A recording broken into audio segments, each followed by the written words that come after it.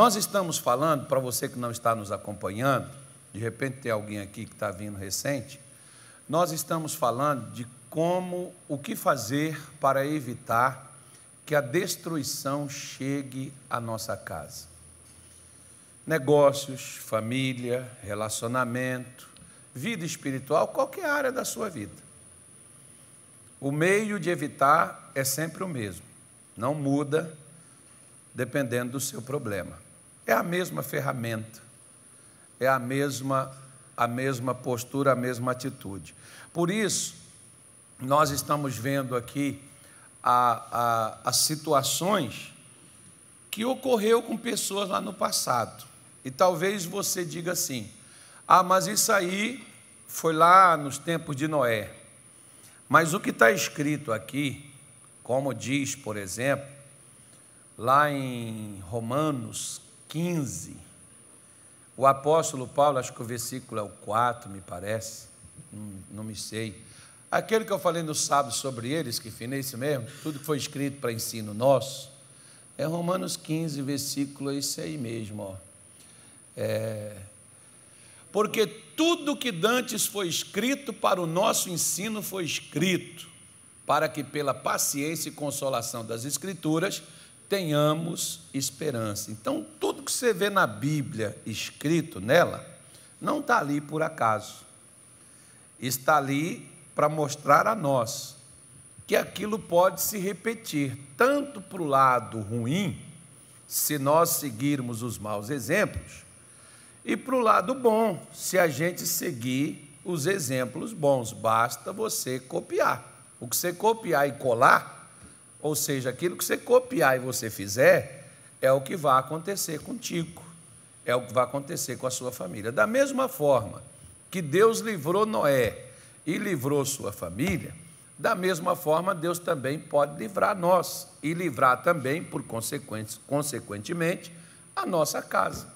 O método é o mesmo, né? Não muda o método que Deus utiliza para abençoar a nossa vida. Ele vai ser sempre o mesmo.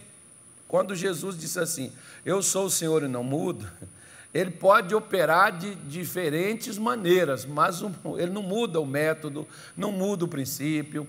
Você pode ver, por exemplo, que pode mudar os tempos, pode mudar as coisas, mas princípios têm que ser os mesmos. Se você mexer nos princípios, você muda tudo. Você pode ver que antigamente a gente tinha princípios que eram costumes diferentes, que hoje até dentro da família isso mudou. Por que que nós estamos vendo a sociedade que a gente está vendo? Porque mexeu nos princípios. Se mexer, vai ter problema. É a mesma coisa.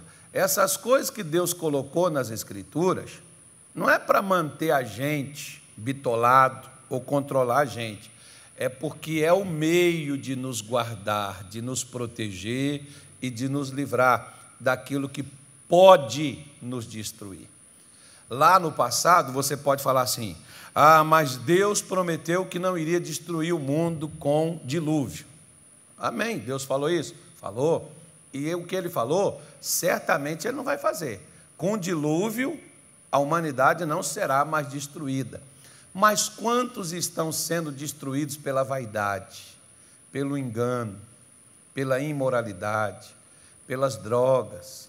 Quantos estão sendo destruídos por doenças, enfermidades, problemas financeiros e outras coisas aí que você está vendo as pessoas perecendo? Então, pode não vir de uma forma, vem de uma outra. Mas qual é o causador disso? E como é que eu evito isso? É justamente quando você olha lá para trás e você vê o que aquelas pessoas fizeram. Até, por exemplo, tem umas pessoas aí que fazem uns negócios assim, nós vamos na fé de fulano. Eles têm razão no que está falando, porque a fé de fulano foi o que mudou a história dele e a história da família dele. Como nós estamos aqui analisando, por exemplo, a vida de Noé. O que mudou a vida dele? Gênesis 7, versículo 16, voltando lá onde o esquifino saiu e você não mudou, diz assim, e os que entraram, macho e fêmea, de toda a carne entraram, como Deus lhe tinha ordenado, e o Senhor a fechou por fora. Diga graças a Deus. Amém. Fala assim comigo: Senhor Jesus, me ajude a fazer o que o Senhor tem me ordenado, porque o Senhor vai cercar a minha vida e a minha casa, e nada vai me acontecer, nenhum mal vai chegar, no nome de Jesus. Amém. Só uma brincadeira que a gente faz quando lê esse versículo, a gente faz quando a gente faz seminário, na grade, por exemplo. Quem fez a grade aí? A Academia Teológica da Graça de Deus. Pois é, eu fiz essa pergunta, Gabriela, você não estudou comigo, foi? Não foi comigo, mas eu fiz essa pergunta lá. Quantos animais entraram na arca? Tá, a resposta está aqui. De quantos animais entraram na arca? A resposta está aqui neste capítulo. Nós temos aí. Dá para contar quantos animais foram. Amém, gente? Mas isso depois você descobre, depois você me responde em particular. É só para poder atiçar a curiosidade. Mas o que nos interessa não é quantos animais entraram na arca. O que nos interessa aqui são duas coisas necessárias para a gente entender. Existia uma destruição que abateria sobre a humanidade. Deus apareceu, falou com Noé e deu a ele a direção, como ele escaparia daquela destruição. E para acabar com aquela destruição, Deus ordenou que Noé construísse uma arca. Ele deu tamanho, largura, altura e o material da estrutura dessa arca para Noé fazer. Algumas pessoas, por exemplo, talvez você nunca pensou nisso, ou você não perguntou, um dia um camarada me perguntou, tem sempre alguém que faz essa pergunta. Ele disse assim: pastor, Noé pregou 120 anos, mas ninguém se arrependeu. Mas se aquelas pessoas tivessem se arrependido, aonde é que ia colocar elas? Ora, era só fazer 2, 3, 4, 5, 6, 10, 40, 500, 1000, 2000 arcas, no mesmo modelo que Deus mandou. Salvaria da mesma forma. Não foi a forma que ele deu para Noé? Era a forma que seria para o João, para a Ana, para o Gabriel, para o Rafael. Eu disse para você, Deus não tira princípio. Princípio ele não muda. Foi a pergunta que o menino me fez. Ué, mas para que ele foi pregar? Se ele pregasse, onde é que ia pôr esse povo? Não ia caber. Vamos supor que todo mundo se arrependesse. O dilúvio não deixaria de vir, viria. Mas só pessoas que se interessariam por mudar queriam acreditar naquilo que Deus estava falando. Hoje tem muita gente dentro da igreja, pastores, obreiros, membros antigos, que escuta e sabe o que Deus é capaz e o que Deus vai fazer, mas poucos são os que estão acreditando que Deus vai fazer isso mesmo. Tem gente aí que às vezes nem pregar mais conserto, repreensão, nem pregar mais, às vezes aquelas coisas que nós precisamos ser corrigidos, tem gente que não quer pregar mais. Não, a graça de Deus, Jesus já perdoou você do que você já fez, do que você vai fazer. Você já está perdoado, você já está guardado. Quer dizer, você não precisa fazer mais nada, Jesus já fez tudo.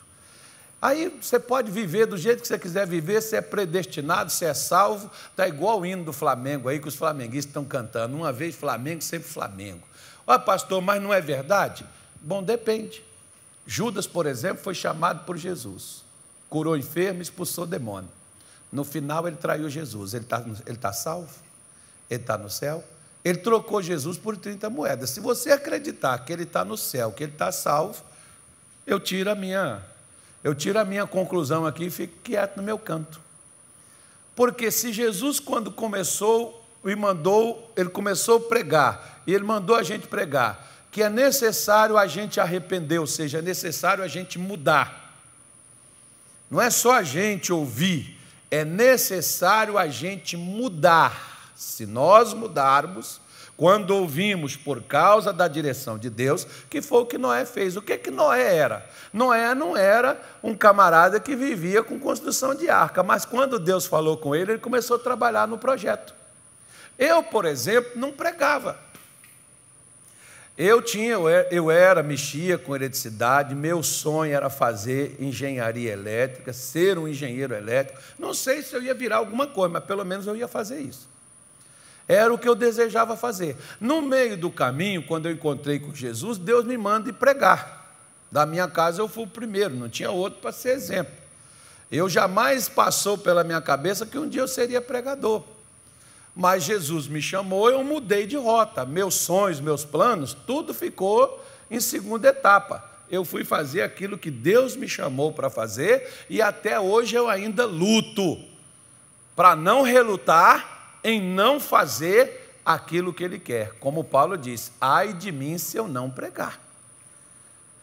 É a mesma coisa, irmão. Quando Deus chegou, falou com Noé, Noé poderia, o primeiro principal dos problemas que nós temos, não é com o demônio, irmão. Quem é o demônio para Jesus? Nada. Jesus, com um sopro, expulsa ele da vida da gente. Acaba com ele na nossa vida. Qual é o nosso problema? O nosso problema é submeter a Deus. Noé fez tudo o que Deus lhe tinha ordenado. Não se preocupe com o demônio. Se preocupe em fazer o que Deus tem falado com você. O que Deus te mandou fazer? Aí ele não falou nada comigo, então preste atenção que ele vai falar. Por quê? Porque aquilo que eu e você fazemos é que vai nos condenar ou nos absolver. Que Deus fala, fala. O que é para a gente fazer, aonde que é para a gente ir, o que é para a gente falar, o que é para a gente resolver, Deus fala.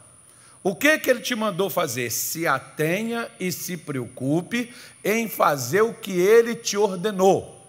Porque a partir do momento que você fizer, que nós fizermos o que Ele falou, o nosso problema passa a ser um problema dele.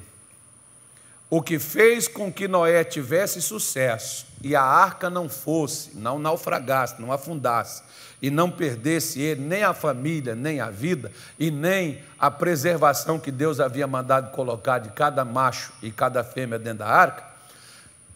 Por que o plano de Noé não fracassou? Porque Deus fechou por fora.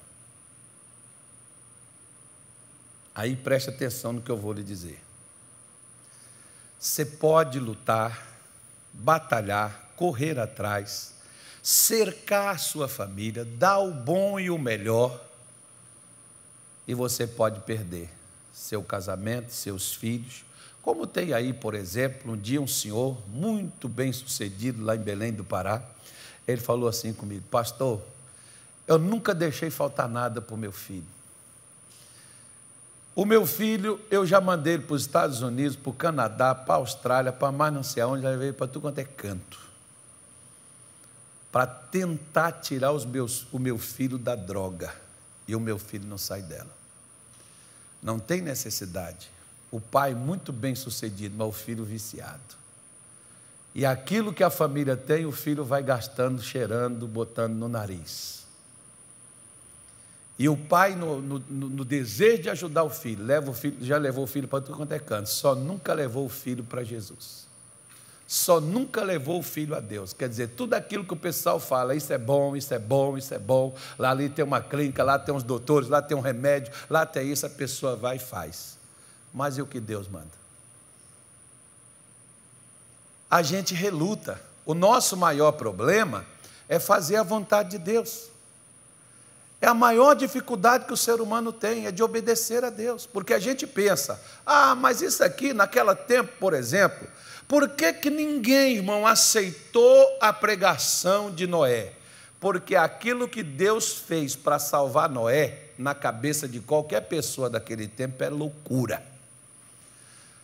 A mesma coisa hoje, quando você fala de igreja na sua casa, tem gente que se chama de doido. É a mesma coisa, irmão. Né? No entanto, por exemplo, imagine bem, Para a pessoa acreditar que um dia o Mar Vermelho se abriu, e vamos colocar por baixo, 1 milhão de pessoas passou sem pisar na lama, que 1 milhão de pessoas durante 40 anos, não foi um dia, 40 anos, essas pessoas foram sustentadas em pleno deserto, com a comida sendo entregue na porta de casa todo dia de manhã.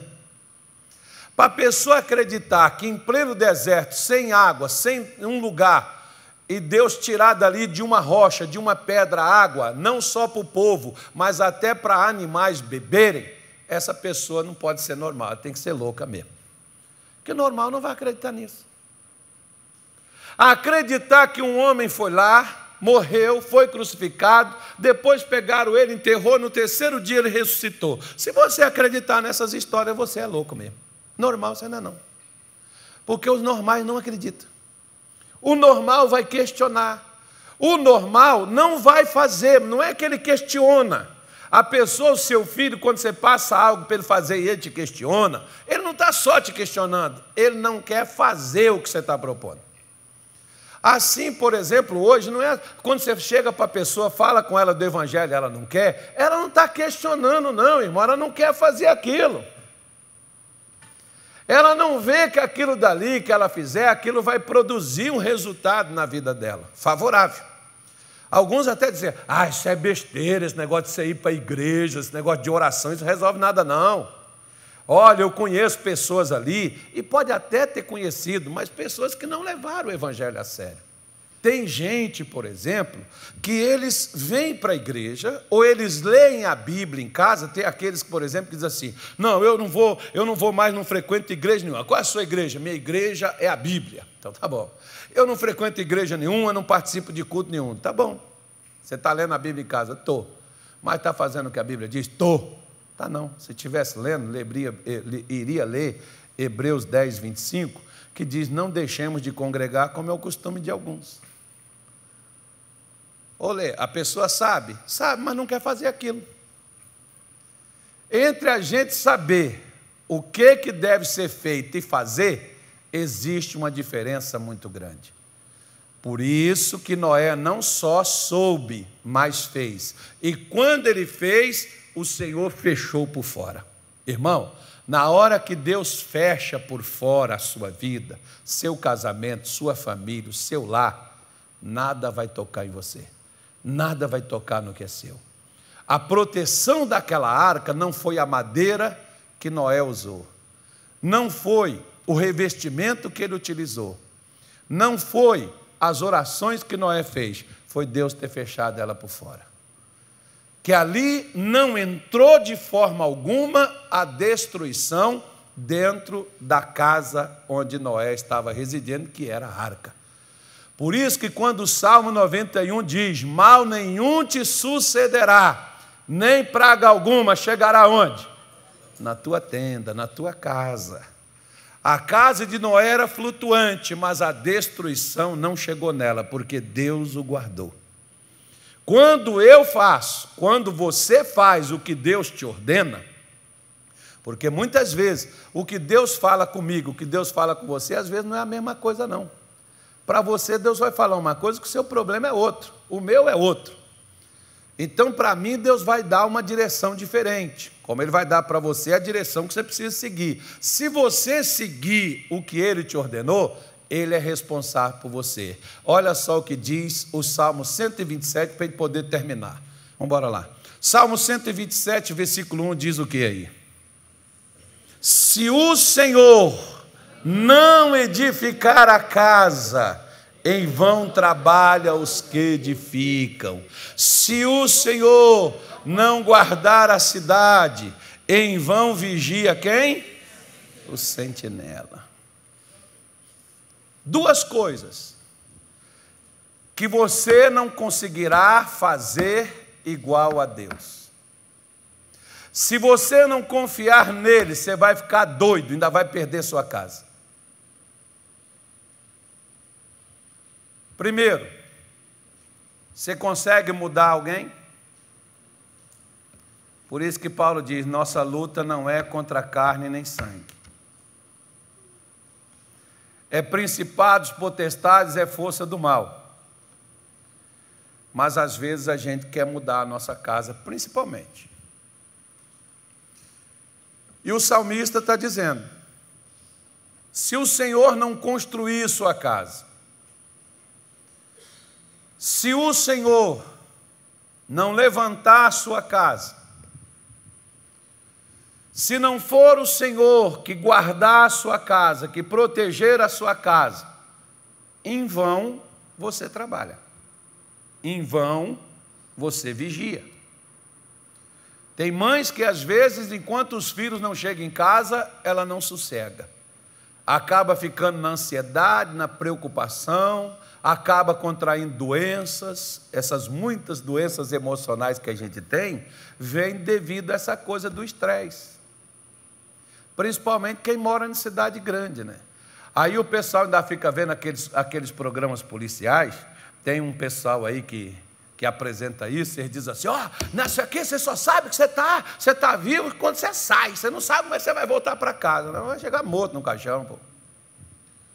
Aí o camarada fica assistindo aqui dali, aí fica aquela preocupação: puxa vida, meu filho até agora, marido não chegou, mulher não está em casa, né? A pessoa pode estar no trabalho, mas a pessoa fica naquela preocupação, aquela ansiedade, aquela coisa toda, daqui a pouco está doente, não sabe por quê, e é crente. Mas por quê? Porque você acha que Deus não é capaz de guardar o que é seu. Você não confia de fazer uma oração e deixar Deus cuidar para você quando você não está perto. Ah, mas o senhor sabe como é que é mãe, né, pastor? Você também tem que saber como é que é Deus. Tem marido que às vezes fica aquela obsessão, aquele ciúme que briga com a esposa, porque às vezes ele quer ficar com a mulher debaixo dos seus olhos. Se a mulher quiser te trair, ela te trai, você nem vê. Ou seja, você tem que confiar que é Deus que vai guardar o seu leito, que é Deus que não vai deixar o seu leito ser maculado.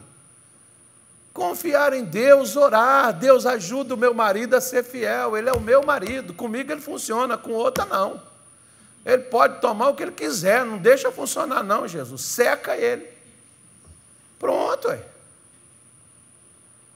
A mesma coisa, você tem problema com sua mulher, não confia nela, ao invés de ficar desconfiado e até prevendo o que ela não está fazendo e criando conflito no relacionamento, ora a Deus.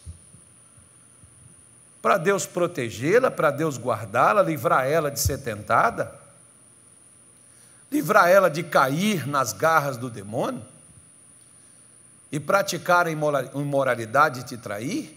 Para que você vai ficar agitado, tentando ser possessivo e controlar as coisas? Deixa Deus vigiar para você, deixa Deus guardar para você. É a mesma coisa da construção do seu lar. Confie em Deus, é Deus que vai estabelecer, é Deus que vai transformar, é Deus que vai convencer, é Deus que vai tratar com seu marido, vai tratar com seu filho, vai tratar com sua mãe, vai tratar com sua esposa. É Deus que vai fazer isso, não é você que faz. Não, porque você não adianta, irmão, você vai virar um religioso, vai exigir as coisas do seu familiar e ele não vai querer mais nem te escutar, ele não vai nem querer te ouvir. Você tem a promessa de Deus, é tu e tua casa. É você e sua família, confie, Deus sabe como trabalhar para poder libertar e transformar a nossa casa e libertar a nossa família. Deus sabe como fazer isso. Muitas vezes, por exemplo, eu já contei para você, eu vou repetir de novo para alguns aqui. Eu tinha uma angústia muito grande. Eu pregava para o meu pai, para minha mãe, mas nem meu pai nem minha mãe se defendia. Meu pai gostava, mas não queria fazer. E aquilo me deixava numa angústia, porque eu, sendo pastor, se meu pai morre, minha mãe morre sem Jesus, eu sei para onde é que eles vão. Falei: meu Deus, meu pai não aceita, minha mãe não crê. Jesus só tem que fazer alguma coisa. E eu então já começava a fazer uma apelação, né? Tornava apelativo. Aí eu começava a combater eles aonde? Nas falhas, nos erros. Agora eu te faço uma pergunta: Qual de nós gostamos quando alguém mostra nossos defeitos? Qual de nós gostamos? A pessoa pode estar certa, igual, por exemplo, a minha mãe, às vezes ela ficava lá aborrecida com meus irmãos, ela brigava, esse sem vergonha, não sei o quê. Aí eu chegava lá, é verdade, mas não presta, esse malandro, esse... cala a boca, você não vai falar isso não. Eu falei, mas a senhora não está falando? Eu sou a mãe. Pois é, a mãe pode falar qualquer coisa da filha, mas vem alguém falar, eu já aprendi com o negócio da minha mãe. A pessoa chega ali no meu escritório e começa a falar, eu não toco nem assunto nenhum, nem que fede, nem que cheira. Vamos resolver. Se eu falasse, é sua filha mesmo, ela não vai nem falar comigo mais, vai para outra igreja. Não, entra nesse negócio não. A mesma coisa, a mulher fala do marido, o marido pode falar da mulher, mas eu não vou colocar minha colher no meio desse negócio. Porque depois as pessoas se acertam e quem é que fica com problema? É isso que dá confusão entre a nora e a sogra. Norinha, não entre em demanda com sua sogra, isso é uma covardia. O camarada viveu com a sogra 25 anos, está com você há 2 meses, você quer ganhar da sogra? Você é doido de disputar isso. Entra nessa disputa não. Ou você pode estar 5 anos, 10 anos, é mãe, é filha. Para que vai querer disputar isso? Disputa esse negócio não. Aí eu chegava, falava com meu pai, nada. Aí eu começava a mostrar os defeitos, nada. Eu achava assim, né? Na hora que eu falar do pecado que eles estão, nas coisas erradas que eles estão, e começar a apontar dedo, aí, meu irmão, que eles começavam a ficar assim mais longe ainda, e mais distante. Eu fui e parei. Falei, Jesus, eu preciso que o Senhor me dê, porque eu li uma mensagem que aquele homem disse para Jesus, basta o Senhor enviar quantas palavras? Você está uma palavra da sua bênção. Só uma. E quem é que sabe essa palavra que destrava a sua bênção? Jesus. Ele falou com Noé, ele fala com a gente também.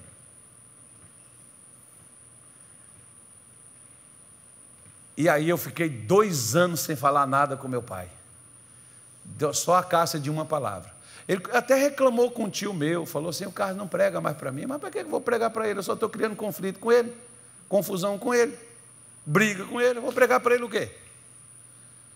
Me tornei apelativo de falar só em cima do problema dele. Não vou falar mais não, Deus tem que dar algo que mude. Aí pronto. Quando foi um dia, Deus me deu a palavra. E eu fui com meu pai. Não só Deus deu a palavra, mas Deus criou a situação. Onde eu tive pela primeira vez a oportunidade de pegar só ele e a minha mãe juntos. Estavam os 2. Fui eu, minha mulher e minha filha. A minha filha e a minha mulher estavam me acompanhando. E eu fui com meu pai. Eu fui lá só para isso, irmão. Peguei um avião e fui lá. Era a salvação do meu pai e da minha mãe. Aquilo valia o custo.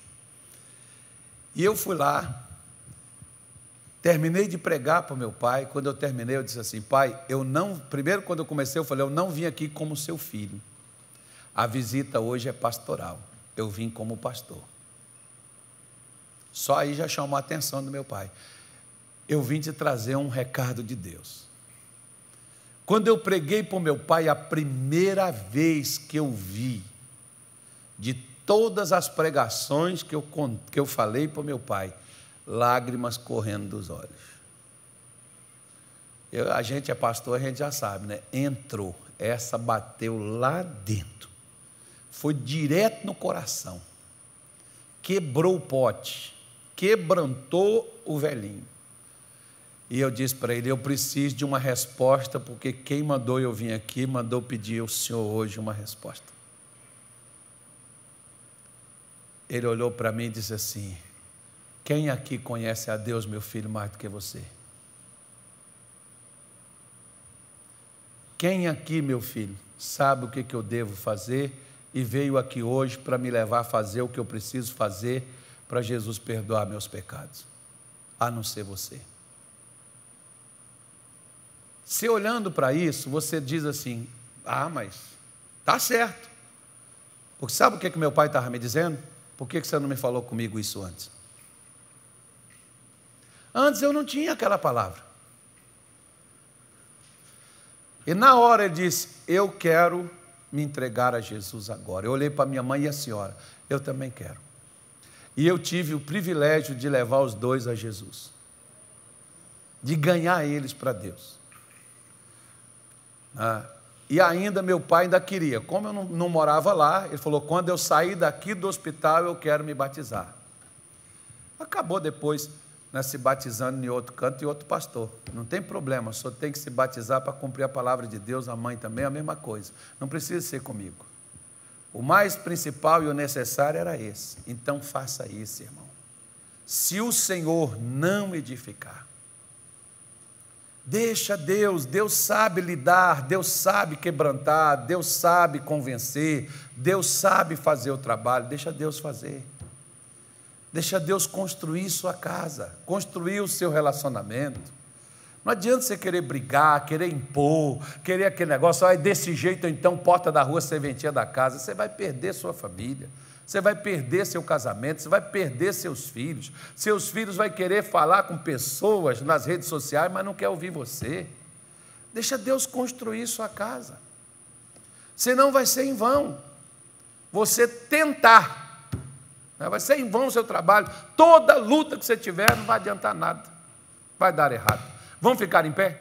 Os guerreiros se preparam para a grande luta.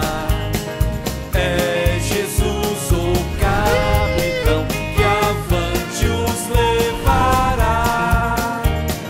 A milícia dos remidos marcha incolor. Certa que vitória alcançará. Eu quero estar com Cristo, onde a luta se